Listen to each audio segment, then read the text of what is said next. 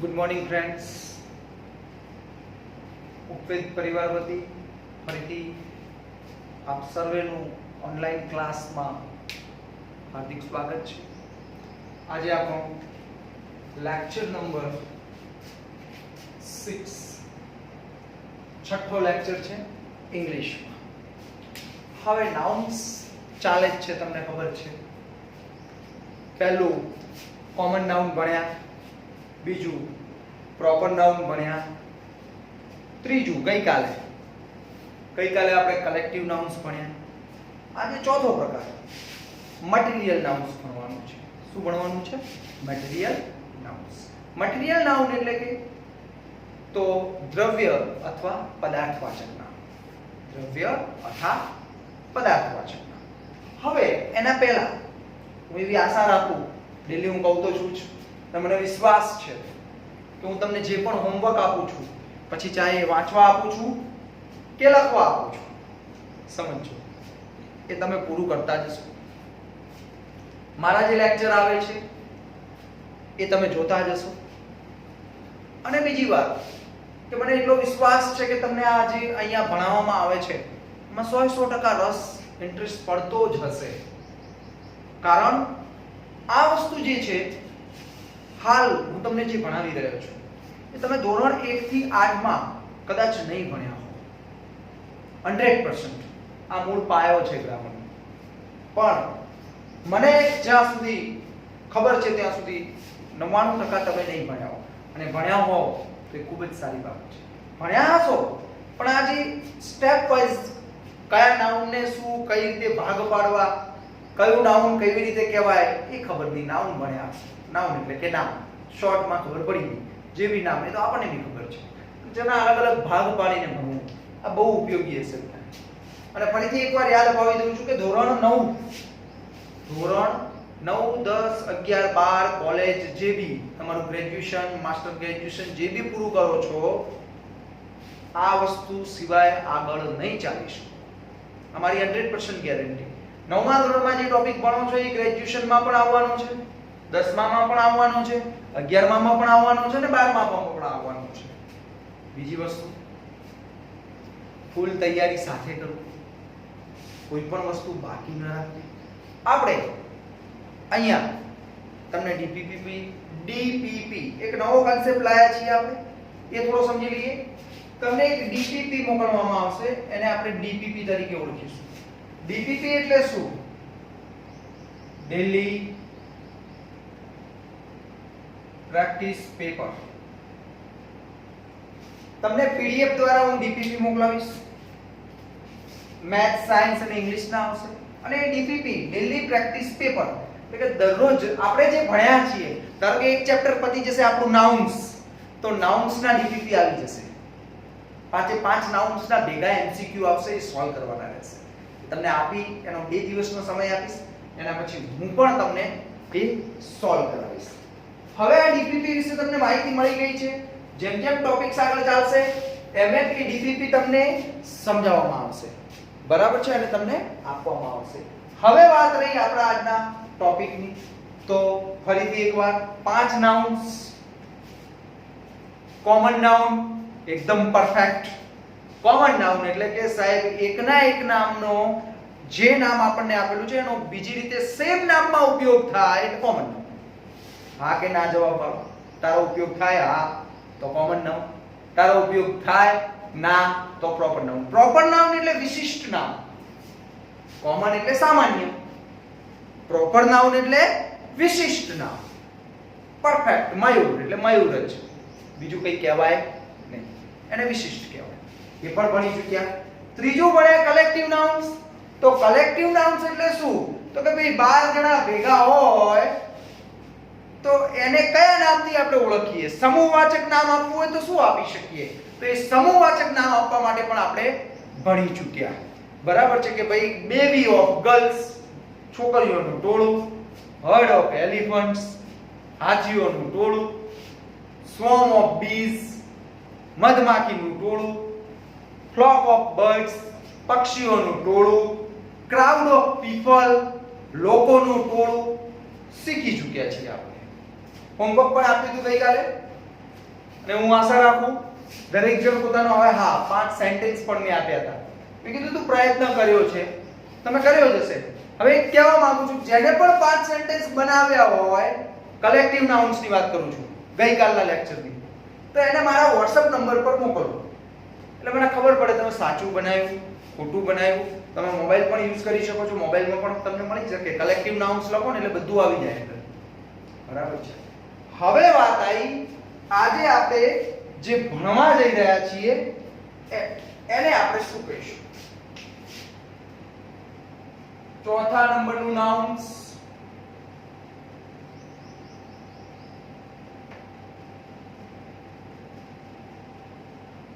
Material nouns. Material nouns એટલે શું? તો કે ભાઈ એને આપણે ગુજરાતીમાં કહીએ તો પદાર્થ અથવા દ્રવ્યવાચક નામ. મટીરીયલ નાઉન્સ એટલે પદાર્થ અથવા દ્રવ્યવાચક નામ. જોઈએ તો જો કોઈ પણ વસ્તુ બનાવવા કે બનેલી કોઈ પદાર્થ કે દ્રવ્યની હોય તેને મટીરીયલ નાઉન્સ કહેવાય. કોઈ પણ વસ્તુ પદાર્થની અથવા કોઈ દ્રવ્યની બનેલી હોય તો જે વસ્તુ છે એને આપણે મટીરીયલ નાઉન્સ કહીશું. હવે તમને લગભગ ખબર પડી ગઈ હશે કે કઈ કઈ વસ્તુ કયા પદાર્થ કે શેની બનેલી હોય છે. એક્ઝામ્પલ જોઈએ. લેટ્સ સી ધ એક્ઝામ્પલ એટલે વધારે ખબર પડે. કોઈ પણ વસ્તુઓ ઘણી બધી છે, બધી પદાર્થની બનેલી હોય સાહેબ કે જોઈએ. Milk, sugar, gold, silver, iron,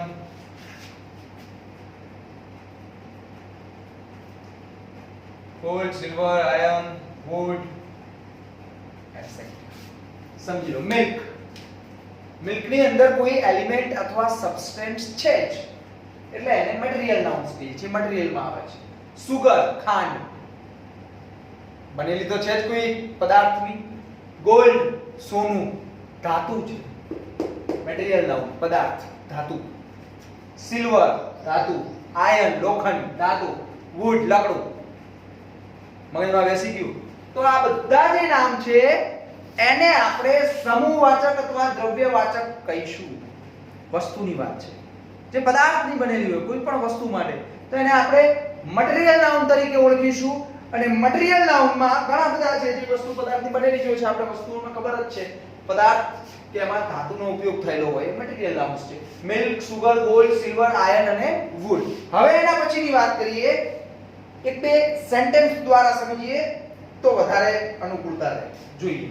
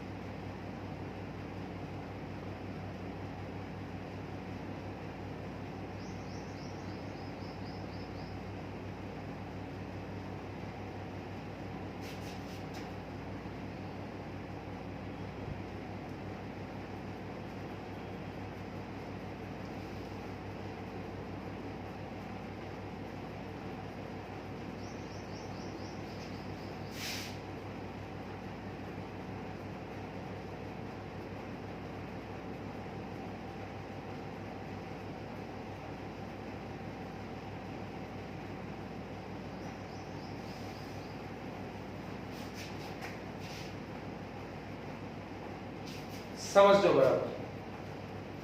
The necklace is made of gold. Underline કરું છું એટલે વધારે સમજમાં આવે. નેકલેસ ની વાત છે, ગોલ્ડ ની વાત છે, રાહુલ ની વાત છે, સિલ્વર ની વાત છે, ફર્નિચર ની વાત છે, વુડ ની વાત છે. બરાબર સમજો.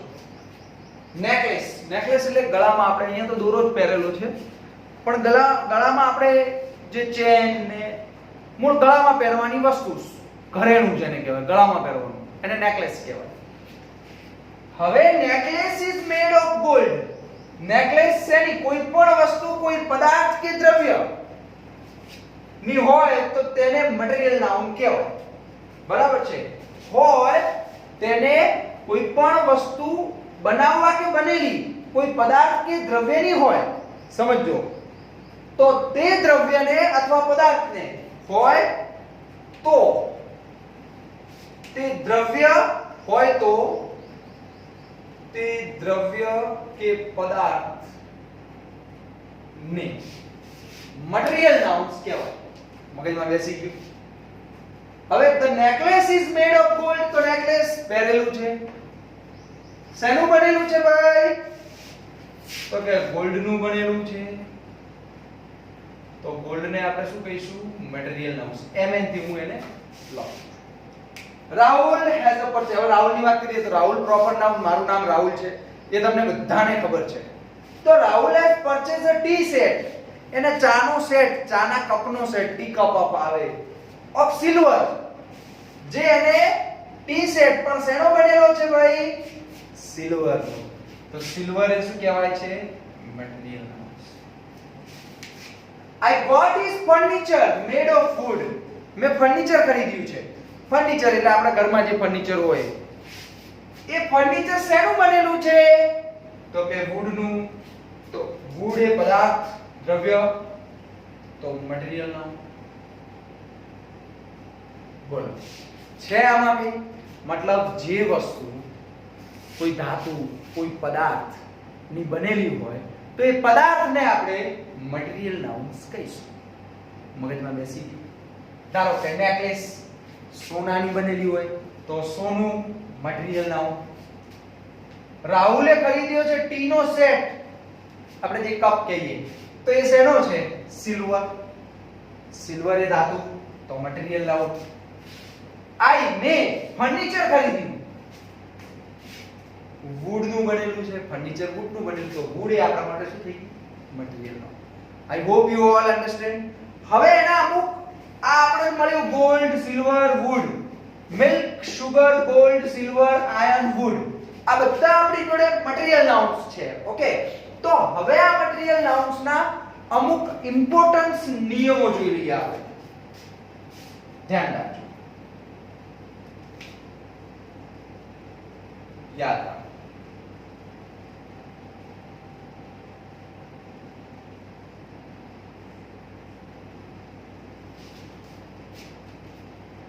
પહેલું ગોલ્ડ. આ હવે આપણે ત્રણ મટીરીયલ નામ, gold, silver, wood, milk, sugar. આ તો આના ઉપરથી ખબર પડી જાય, ગોલ્ડ, સિલ્વર, વુડ ગણી શકાય. એક સોનું, બે સોનું, એક લાકડું, બે લાકડું, એક સિલ્વર, બે સિલ્વર, એક મિલ્ક, એક સુગર, એક ગોલ્ડ, એક ગણી શકાતું નથી. તો આપણને પહેલો નિયમ મળ્યો કે મટીરીયલ નાઉન્સ ને ગણી શકાય નહીં. એને ગણી શકાતું નથી, તો નથી ગણી શકાતું એટલે આપણે એને અનકાઉન્ટેબલ માં લઈશું.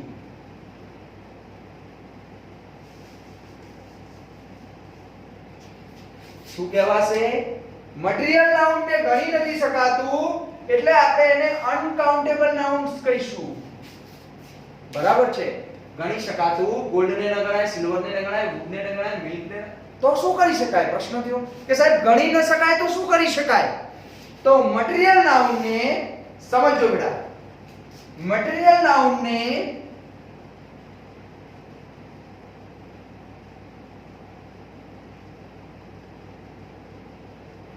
તોલી અથવા માપી શકાય. સમજો, મટીરીયલ નાઉન ને તોલી શકાય અથવા માપી શકાય અને ગણી ન શકાય. કેવી રીતે તોલી અથવા માપી શકાય? એક્ઝામ્પલ દ્વારા, મિલ્ક 1 કિલો, 1 લીટર, જે બી આપણે લેંગ્વેજમાં કહેતા.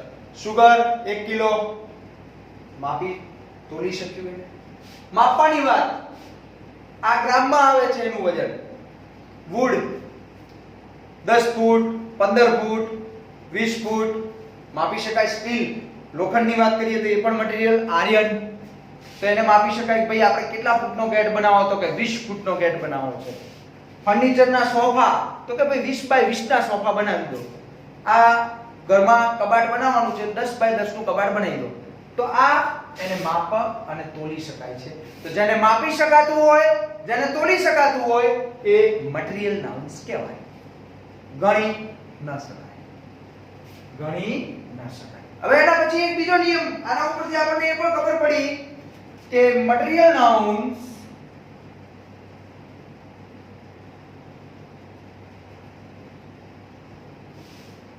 આગળ a and the એટલે કે આર્ટિકલ્સ મુકાય નહીં. આની આગળ આર્ટિકલ્સ એટલે કે a and the મુકાય નહીં. સમજો, એને આગળ આપણે a and the આર્ટિકલ મૂકી શકશું નહીં. મગજમાં બેસી ગયું? તો આ હતું આપણું મટીરીયલ નાઉન. એકદમ ઈઝી, ખાલી એનો કન્સેપ્ટ ક્લિયર કરવાનો છે. બાકી આ બધા શબ્દ જે છે એ આપણે ડેલી યુઝ કરીએ છીએ, એને જોઈએ પણ છીએ, પણ કદાચ આજ સુધી આપણને ખબર નથી કે એને શું કહેવાય છે. આજે આપણને ખબર પડી ગઈ કે આને આ વસ્તુ કહેવાય છે. ફરીથી એકવાર રિવાઇઝ કરી લઈએ. મટીરીયલ નાઉન્સ પદાર્થ અથવા દ્રવ્યવાચક નામ. જો કોઈ પણ વસ્તુ બનાવવા કે બનેલી કોઈ પદાર્થ કે દ્રવ્યની હોય તો તે દ્રવ્ય કે પદાર્થને આપણે મટીરીયલ નાઉન્સ કહીશું. એને આપણે શેના દ્વારા ઓળખીશું? મટીરીયલ નાઉન દ્વારા. એનું example milk, sugar, gold, silver, iron and wood. The necklace is made of gold. તો ગોલ્ડ ની બનેલી છે નેકલેસ. તો નેકલેસ ગોલ્ડ ની બનેલી છે. ગોલ્ડ એ પદાર્થ અથવા દ્રવ્ય છે, એલિમેન્ટ અથવા સબસ્ટેન્સ છે અથવા મેટલ છે. સમજો, મેટલ છે અથવા સબસ્ટેન્સ છે. આ મેટલ ધાતુ કહેવાય જે આપણને જમીનમાંથી મળે છે. તો it's called material nouns. Rahul has purchased a tea set of silver. Silver ની વાત થઈ. સિલ્વર એટલે કે જે ચાંદી આપણે કહીએ, તો એ ચાંદી છે એ પણ ધાતુ છે એટલે મટીરીયલ નાઉન. વુડ, લાકડું, ગણી શકો? ન ગણી શકાય. માપી શકાય? હા. તોલી શકાય? હા. તો મટીરીયલ નાઉન. સિલ્વર માપવાની તો વાત આવે નહીં, પણ એને તોલી શકાય ગ્રામમાં. ગોલ્ડ તોલી શકાય. તો મટીરીયલ નાઉન ને ગણી શકાય નહીં એટલે એને અનકાઉન્ટેબલ નાઉન્સ કહેવાય. શું કહેવાય? Uncountable nouns. મટીરીયલ નાઉન ને તોલી અથવા માપી શકાય. તમે એને તોલી પણ શકો છો અથવા માપી શકો છો, જે પણ એનું હોય. ધારો કે સિલ્વર છે ને ગોલ્ડ છે તો એને તોલી શકાય ગ્રામમાં, એનું જે વજન હોય એ પ્રમાણે. વુડ છે તો એને માપી શકાય. મિલ્ક તોલી શકાય, સુગર તોલી શકાય. મગજમાં બેસી ગયું બધાને? એકદમ પરફેક્ટ. હું આશા રાખું કે મજા આવતી હશે તમને. એમ કે બોરિંગ લાગતું હોય તો ફોન કરીને કહેજો હો પાછા. એકદમ ફ્રીલી ભણવાનું, આમાં કશું જ છે નહીં. મારું એવું માનવું છે કે ઇંગ્લિશ જેવી સરળ ભાષા કોઈ નથી, અને આ ગેરંટી હું તમને સાબિત કરી દઈશ. 6 મહિનાની અંદર તમે પણ કહેવા માંગશો કે ઇંગ્લિશ એટલે સાહેબ પક્કું. અને એક બીજી વસ્તુ તમને આ ગેરંટી આપું છું કે જો તમે થોડો સપોર્ટ કરશો તો તમને બોલતા પણ કરી નાખીશ ઇંગ્લિશ. આ બધાની હેલ્પથી આ બધું આપણા માટે ઉપયોગી છે, અને એની મદદથી તમે બોલતા થઈ શકો. આ મારી ગેરંટી. એકદમ fluent English, perfect, 100% perfect English. How can I speak? We have a fear. In me and speak in English? It's impossible. No, not an impossible. We have possible. Because of that in impossible, given the word, remember, in impossible, this is the word, એટલે કે અશક્ય. Okay, but આને થોડું અલગ કરીએ તો એ થઈ ગયું I am possible. સમજજો બરાબર.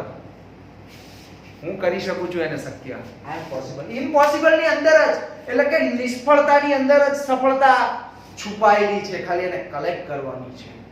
આ નિયમ છે.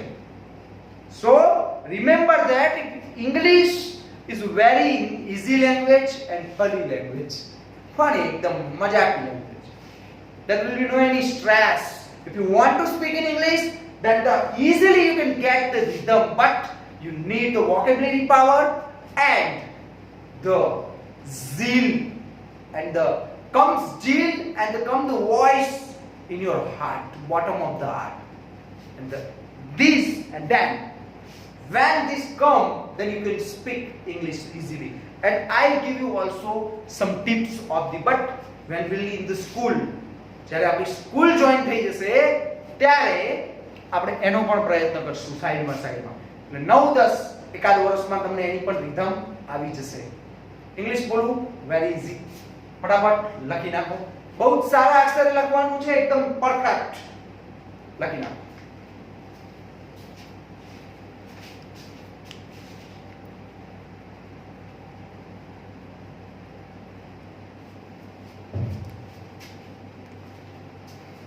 લખી નાખ્યું બધાએ. હવે હોમવર્ક.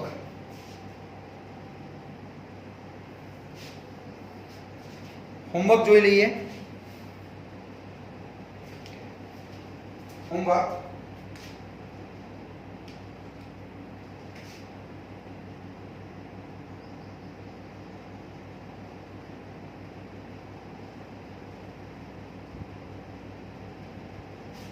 હોમવર્કમાં આ એક્ઝામ્પલ આપ્યા છે.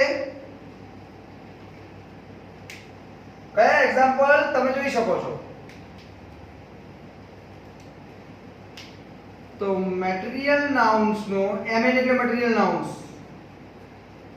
ઉપયોગ કરી 5 થી 10 વાક્યો બનાવવા. કેટલા વાક્ય બનાવવાના? 5 થી 10 વાક્ય. નિયમ નંબર 2 ફરીથી ધ્યાન રાખજો. Common noun,